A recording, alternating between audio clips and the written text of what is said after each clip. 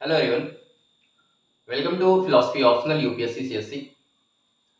आप सभी लोगों को मकर संक्रांति की ढेर सारी शुभकामनाएं। और जो लोग पीडीएफ और नोट्स के लिए मैसेज कर रहे थे उनसे मैं कहना चाहूँगा कि आप लोग वीडियो को देखने के तुरंत बाद आपके पास जो भी मटेरियल अवेलेबल हो, चाहे वो किसी कोचिंग संस्थान का प्रिंटेड नोट्स हो या फिर कोई बुक हो, तो आप उसे जो भी मैं टॉपिक पढ़ाऊँ उसे एक बार आप पढ़ा जरूर करिए। तो आप पाएंगे कि आपको किसी पीडीएफ या किसी अन्य चीज़ों की आवश्यकता नहीं होगी, आप खुद नोट्स बनाने में सक्षम होंगे। तो हम लोग अनुभववाद पढ़ रहे थे। आज से हम लोग अनुभववाद में जॉन लॉक को स्टार्ट कर रहे हैं। तो जॉन लॉक का जन्म इंग्लैंड में हुआ था और इन्हें अनुभववाद का जनक भी कहा जाता है, क्योंकि जॉन लॉक ही थे जिन्होंने अनुभववाद को एक सिद्धांत के रूप में विकसित किया। जॉन लॉक ने ही अनुभववाद को एक सिद्धांत के रूप में विकसित किया था। और इनकी जो प्रसिद्ध एक पुस्तक है जिसका नाम है एसे कंसर्निंग ह्यूमन अंडरस्टैंडिंग, एसे कंसर्निंग ह्यूमन अंडरस्टैंडिंग,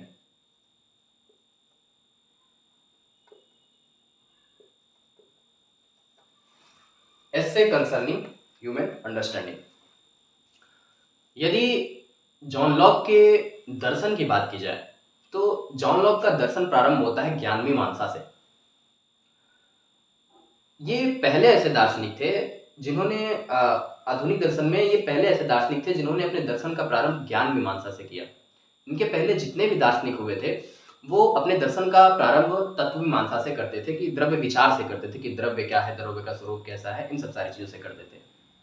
लेकिन इन्होंने अपने दर्शन का प्रारंभ ज्ञान मीमांसा से किया।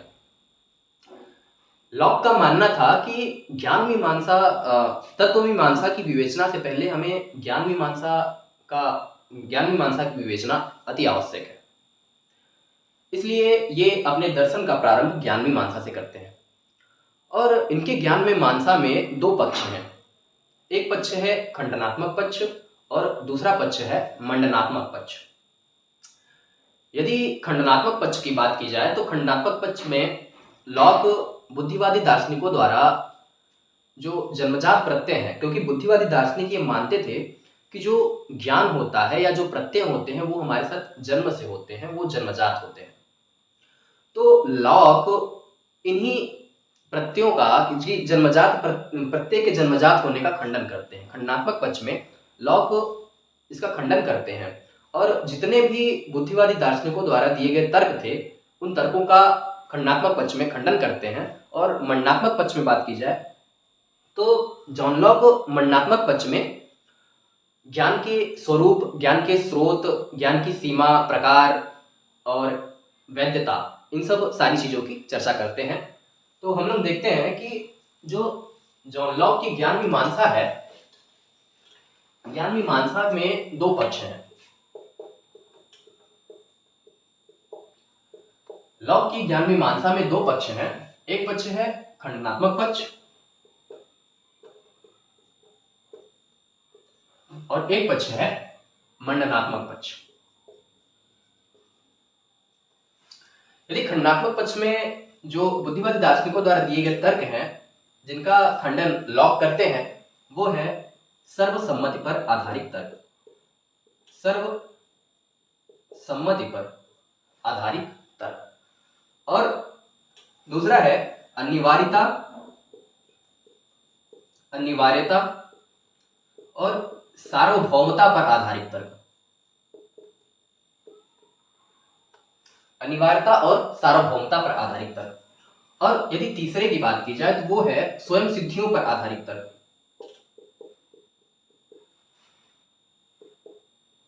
स्वयं सिद्धियों पर आधारित तर्क। और तीसरे की बात की जाए तो तीसरा है अव्यक्तता मूलक तर्क। अव्यक्तता मूलक तर्क और अंतः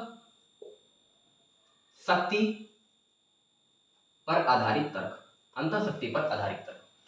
तो ये जो बुद्धिवादी दार्शनिकों द्वारा जन्मजात प्रत्यय के पक्ष में दिए गए तर्क हैं, इनका खंडन जॉन लॉक खंडात्मक पक्ष में करते हैं। और मंडनात्मक पक्ष में ये ज्ञान के स्रोत,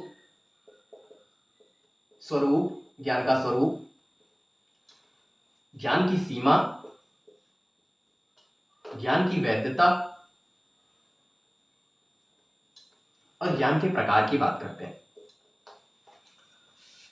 तो आज हम लोग खंडात्मक पक्ष पर चर्चा करेंगे और बारी बारी से एक एक देखेंगे कि बुद्धिवादी दार्शनिक जन्मजात प्रत्यय को सिद्ध करने के लिए जो तर्क देते हैं वो क्या कहते हैं और उसका खंडन जॉन लॉक कैसे करते हैं।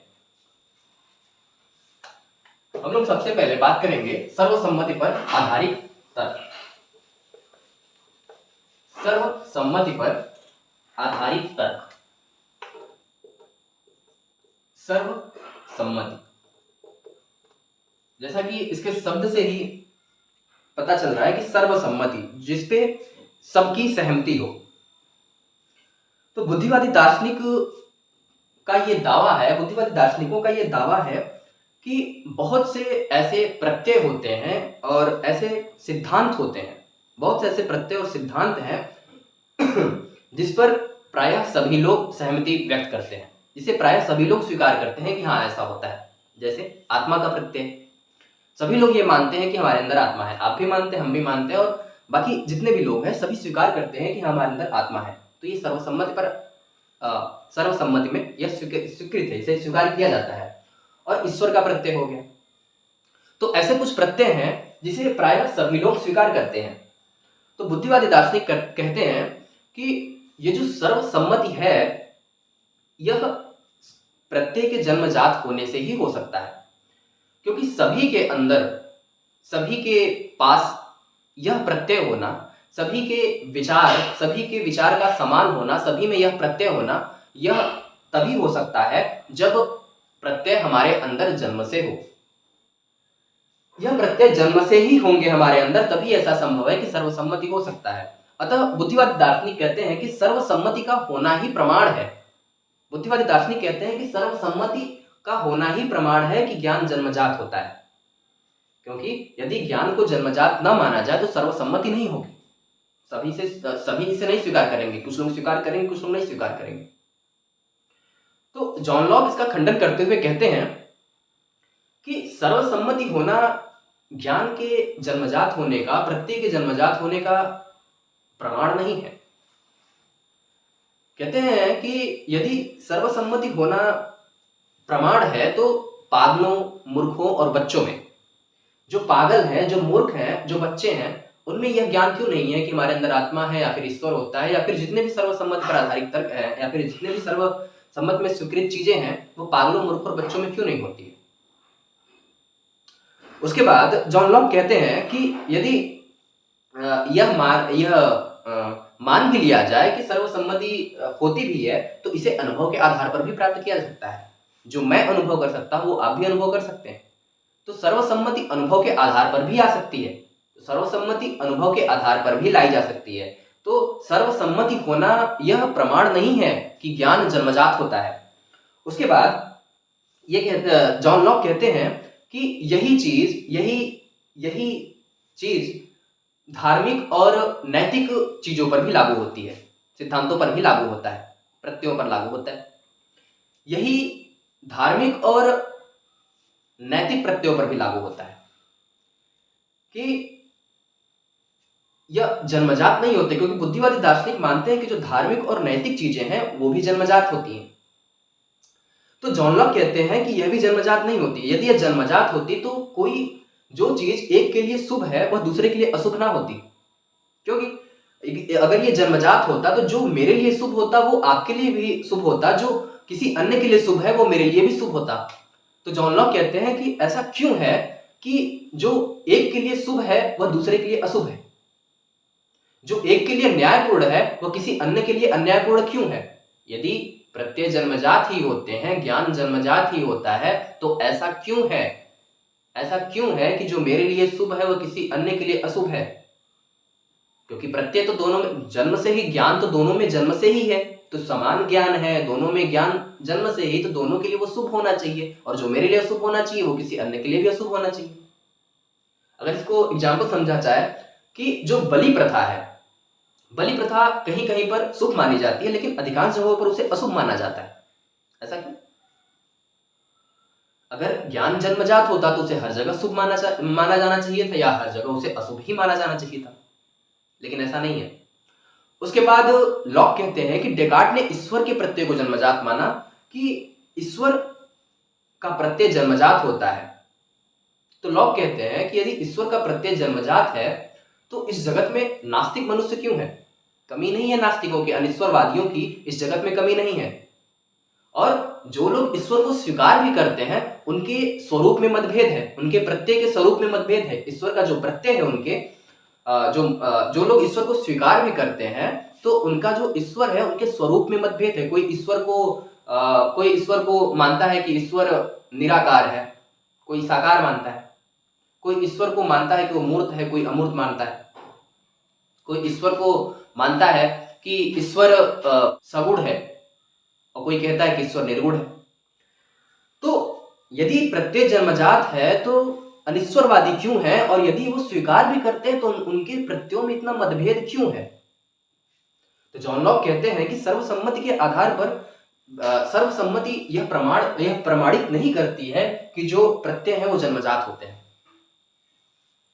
इस प्रकार वो सर्वसम्मति पर आधारित तर्क का खंडन करते हैं। और यदि दूसरे की बात की जाए तो जो दूसरा तर्क है बुद्धिवादियों द्वारा जो दिया जाता है, दूसरा तर्क है अनिवार्यता और सार्वभौमता पर आधारित तर्क। अनिवार्यता और सार्वभौमता पर आधारित तर्क।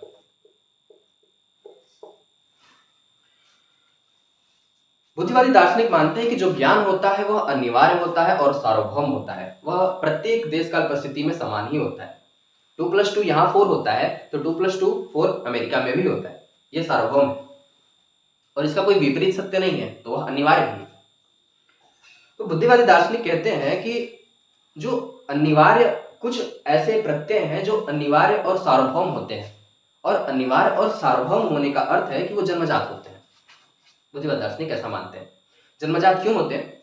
क्योंकि सार्वभौम होने का अर्थ है कि जो यहाँ के लोग मानते हैं, मैं मानता हूँ कि 2+2 4 होता है, मैं ये जानता हूँ, और अमेरिका में भी लोग यही कहते हैं कि 2+2 4 होता है। मतलब उन्होंने कहा कि कुछ ऐसे प्रत्यय होते हैं जो कि अनिवार्य और सार्वभौम होते हैं। उसमें वो बात करते हैं कि जैसे कि व्याघात का नियम, तदात्म का संबंध,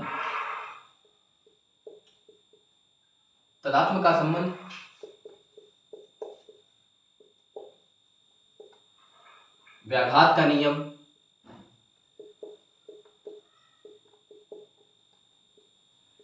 तो ये कुछ नियम है या फिर कुछ ऐसे प्रत्यय हैं जो अनिवार्य और सार्वभौम है।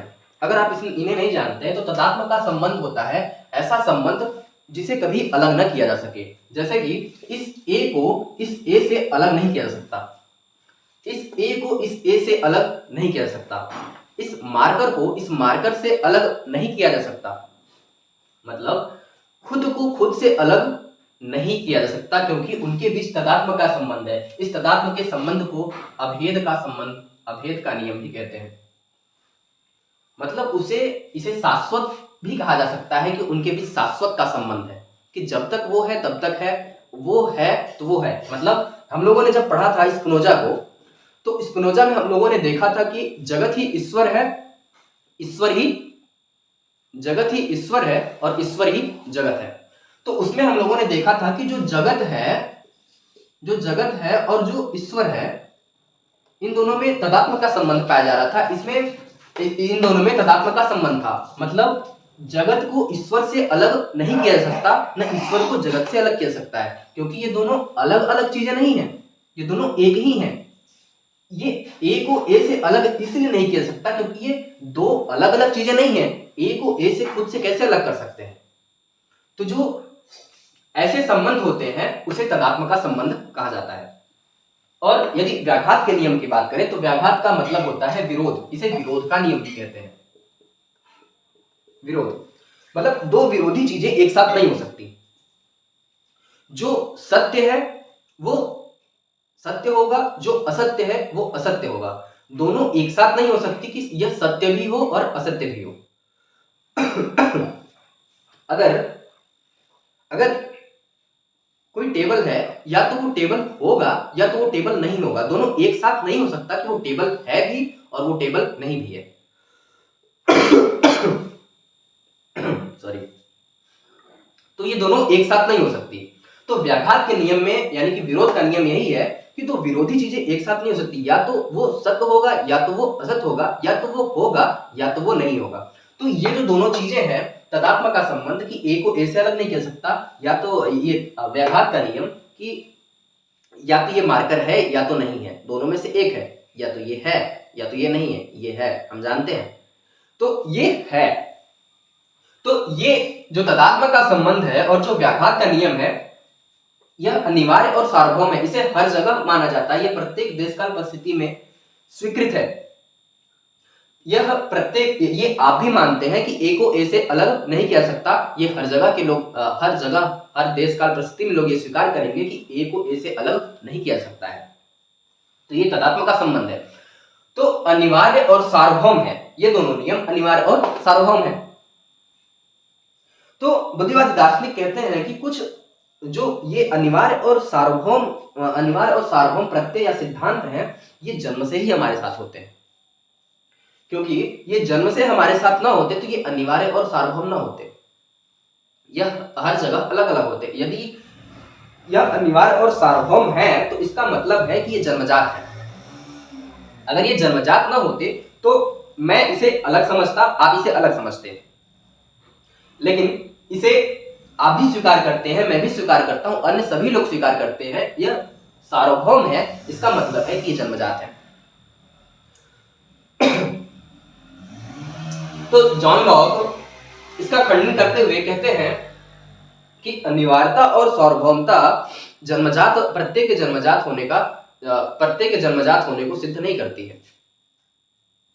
जॉन लॉक कहते हैं कि जो अनिवार्य और जो सार्वभौम सिद्धांत या प्रत्यय हैं, उनका ज्ञान भी हमें ठीक उसी प्रकार प्राप्त होता है जैसे हमें किन्हीं अन्य वस्तुओं का ज्ञान प्राप्त करना पड़ता है। किसी अन्य वस्तुओं का ज्ञान प्राप्त करने के लिए हमें जो प्रयास करना पड़ता है, वैसा ही प्रयास हमें इस अनिवार्य और सार्वभौम ज्ञान को प्राप्त करने के लिए भी करना पड़ता है। मतलब अनुभव की आवश्यकता हमें इसमें भी होती है। अनिवार्य और सार्वभौम को ज्ञान प्राप्त करने के लिए भी हमें अनुभव की आवश्यकता होती है। यह इसका प्रमाण नहीं है, अनिवार्यता और सार्वभौमता प्रमाण नहीं है कि ये प्रत्यय जो है वो जन्मजात होते हैं। इस तरीके से वो अनिवार्यता और सार्वभौमता पर आधारित तर्क का भी खंडन करते हैं। और उसके बाद यदि तीसरे की बात की जाए तो तीसरा है स्वयं सिद्धियों पर आधारित तर्क। स्वयं सिद्धियों पर आधारित तर्क, जिसे हम लोग एक्सियम भी कहते हैं।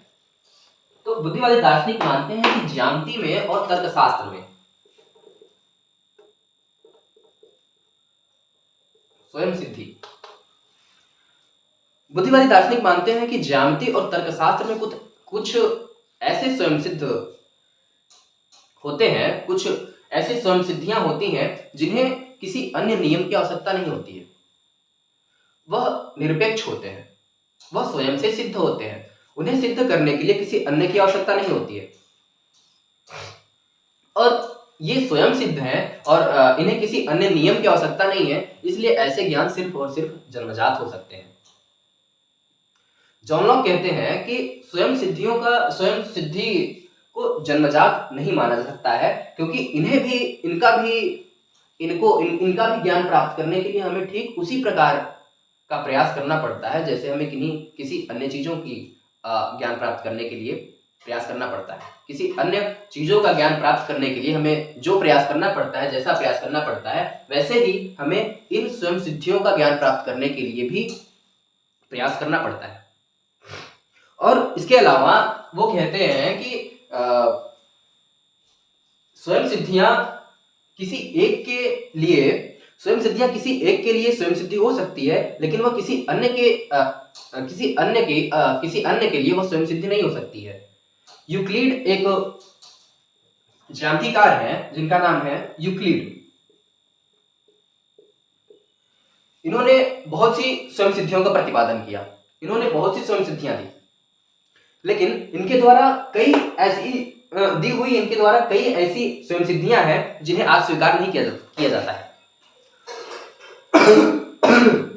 सॉरी।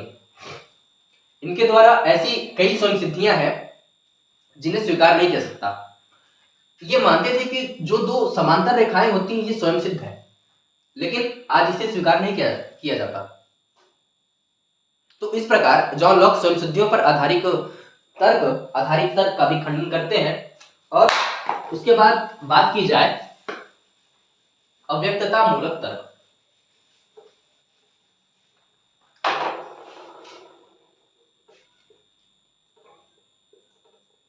अव्यक्तता मूलक तर्क। तो अव्यक्तता मूलक तर्क में बुद्धिवादी दार्शनिक कहते हैं कि ज्ञान के जन्मजात होने का अर्थ यह नहीं है कि हमें उनका पूर्ण ज्ञान है। बुद्धिवादी दार्शनिक कहते हैं कि ज्ञान के जन्मजात होने का अर्थ है कि ज्ञान हमारे अंदर, हमारी आत्मा के अंदर अव्यक्त रूप में निहित है, वह व्यक्त रूप में नहीं है। उनका ज्ञान हमें अव्यक्त रूप में है, वह व्यक्त रूप में नहीं है। उसे व्यक्त करने के लिए इंद्रिय अनुभव की आवश्यकता होती है। बुद्धिवादी दार्शनिक कहते हैं कि जो ज्ञान है, जो जन्मजात ज्ञान है, उसका मतलब यह है कि वह हमारे अंदर अव्यक्त रूप में है। उसे व्यक्त करने के लिए हमें इंद्रिय अनुभव की आवश्यकता होती है। तो जॉन लॉक कहते हैं कि यह एक बेतुकी बात है। जॉन लॉक कहते हैं कि ऐसा कैसे संभव है कि हमारे मस्तिष्क में, हमारे मन में, हमारे आत्मा में ज्ञान हो और उसका ज्ञान ना हो। यह तो विरोधी बात है कि हमारे अंदर वो ज्ञान निहित है, उसका प्रत्यय निहित है, लेकिन प्रत्यय होते हुए भी हमें उसका ज्ञान नहीं है।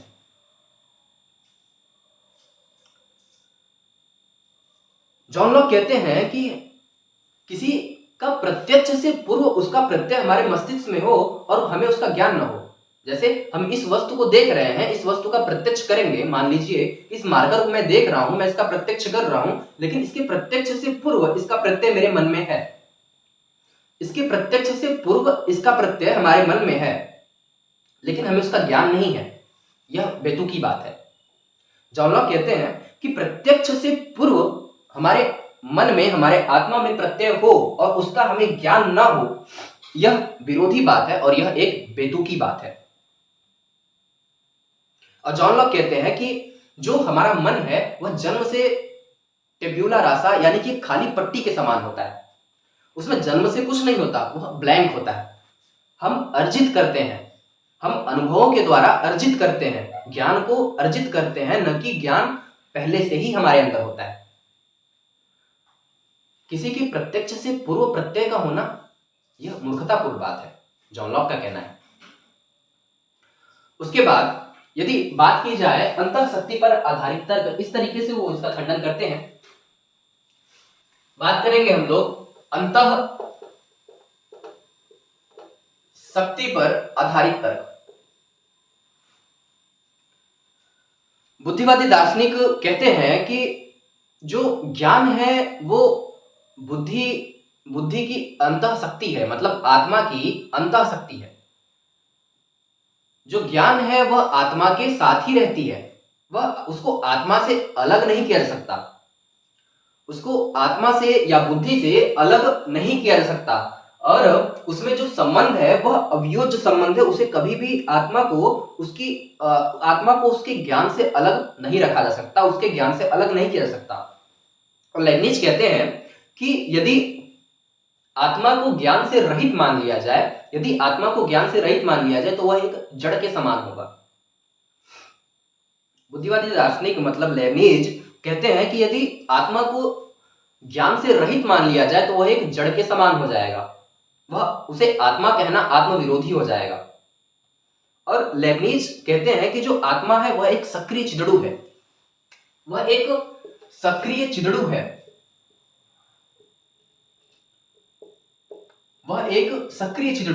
सक्रिय मोनड है।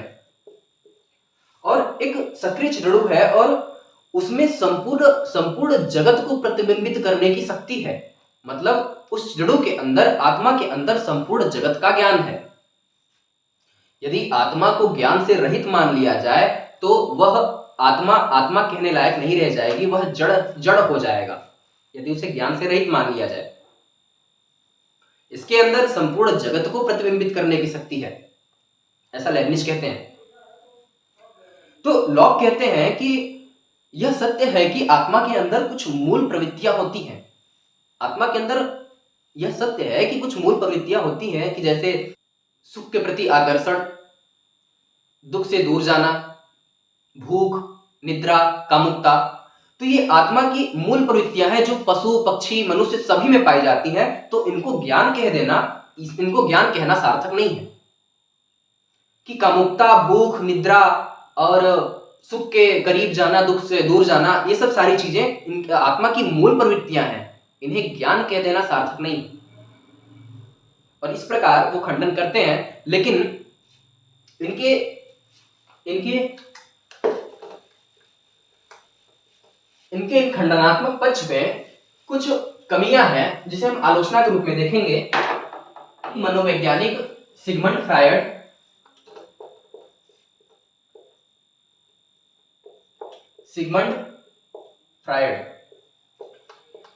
ये एक मनोवैज्ञानिक है जिन्होंने पाया कि कुछ ज्ञान मनुष्य के अवचेतन मस्तिष्क में रह सकता है, जिसका ज्ञान मनुष्य को वर्तमान में तो नहीं होता है, लेकिन कालांतर कुछ समय बीतने के बाद उसका ज्ञान हो सकता है। सिगमंड फ्रायड ने पाया कि कुछ ज्ञान ऐसे हो सकते हैं जिनका ज्ञान अभी वर्तमान में ना हो, लेकिन कालांतर कुछ समय के बाद उसका ज्ञान हो सकता है। तो जो लॉक का मानना था कि प्रत्यय का प्रत्यक्ष से पूर्व होना, यह बात गलत साबित हो जाती है। उसके बाद एक और आलोचना इनकी अगर बात की जाए तो ये खुद यह स्वीकार कर लेते हैं कि जो ज्ञान प्राप्त करने की शक्ति है वह जन्मजात होती है। कि मान लिया ठीक है कि ज्ञान जन्मजात नहीं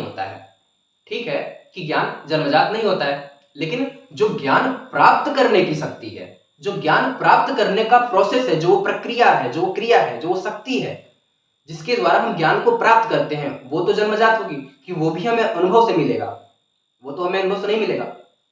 जो ज्ञान प्राप्त करने की, जो ज्ञान को ग्रहण करने की शक्ति है, वो तो जन्मजात होगी।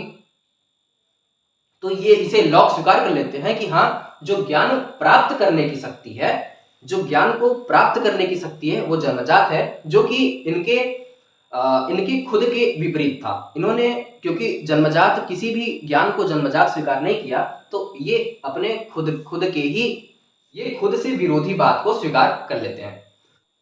तो आज के लिए बस इतना ही रखते हैं। आज के लिए थैंक यू। थोड़ा कोल्ड हुआ है, आप लोग अपना ख्याल रखिए। Thank you.